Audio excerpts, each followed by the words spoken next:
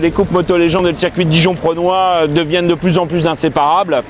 Depuis que nous avons déménagé les coupes sur le circuit, ça va faire bientôt une dizaine d'années, et depuis 5 ans, les coupes vont crescendo au niveau de la confiance des constructeurs, ce qui est important pour un organisateur, et aussi au niveau du public. Là, cette année, sur 2013, je n'ai pas encore les chiffres puisque nous sommes aujourd'hui samedi, mais en tout cas l'année dernière, sur l'édition des 20 ans, donc en 2012, nous avons fait 28 000 entrées sur le circuit pour le week-end. Il est vrai que le circuit est un tracé magnifique, chargé d'histoire, autant en moto qu'en moto, et les pilotes, ces anciens champions, avant de venir, ne savaient pas qu'ils avaient autant de fans.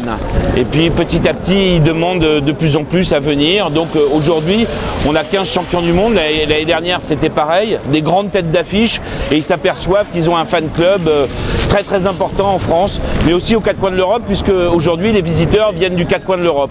Et aujourd'hui, on peut dire aussi que les coupes Moto Légende, c'est le premier événement mondial en termes de moto classique.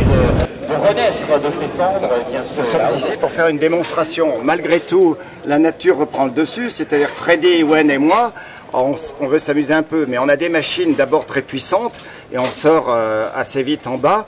Et le gros problème, me dit Wen, là, ce sont les machines et les pilotes qui sont très très lents. Certains, il y a une différence de niveau et de machine qui est très importante, et donc il dit oh là là, c'est dangereux parce que effectivement, on n'a pas l'habitude en course et en Grand Prix de revenir avec 100 ou 150 km/h plus vite que d'autres pilotes dans le même virage ou dans la même ligne droite.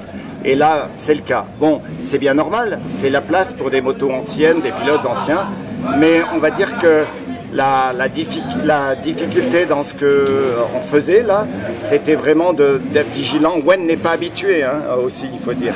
C'est d'être vigilant au trafic beaucoup plus lent. Ça, c'est vrai que peut-être que les spectateurs ou les gens ne s'en rendent pas compte, mais ça demande énormément de concentration pour focaliser sur les pilotes qui sont, mais je vous dis, dans la ligne droite, peut-être 150 km ou plus même, km/h moins vite. Et donc, où vont-ils se mettre? Ça, c'est ce qu'on ne sait pas à l'avance.